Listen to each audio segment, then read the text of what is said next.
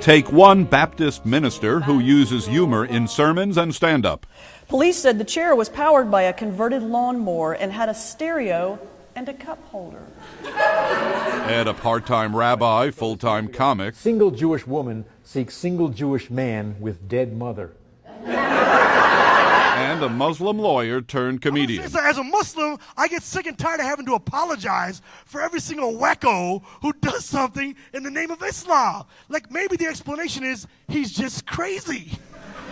Three people, three faiths, making America laugh and think. We called it the Laugh in Peace Tour for a reason, because it's become our belief based on real data and real information and real people coming to us after shows that, we're convinced that if people can laugh together, it's really hard to hate each other. Would hope that we are all standing hand in hand trying to figure out a way to make this world a little better place, and we're hoping that humor is the first step to do that. The original idea was to have a three-comic show, a Muslim, a Jew, and a Christian, but we couldn't find any Christian comedians.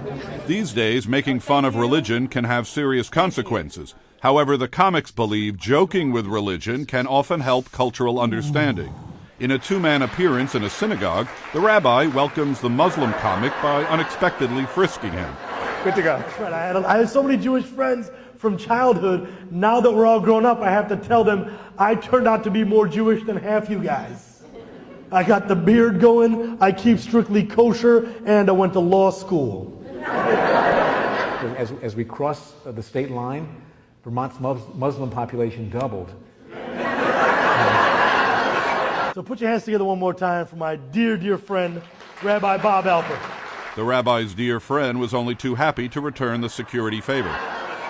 I feel like a lot of people are afraid to make fun of religion. Jamie Kilstein, performing in a Manhattan comedy club, is definitely not one of them. The sad part is there is some beautiful stuff in the Bible. I'm not trying to make fun of religion as much as I'm trying to stick up for people who are being oppressed by religion. So much violence is caused from religious oppression. There are still parts of the Middle East where if you're a woman, you can be stoned to death for adultery. And the people who do this say they're doing this because the Quran told them to. Now, I've read the Quran. I've skimmed the Quran. I haven't read the Quran. But you are a rational human being who is of the Muslim faith, and you're going to hear me crack a joke on the Quran, but at the same time, you're also going to hear an American saying that we need to stop going over there and pursuing an imperialistic agenda. I asked this Muslim comic, is Islam hypersensitive to criticism? Nowadays, you find a lot of Muslims get very upset because they also feel that Islam is being mistreated in a way that other religions are not.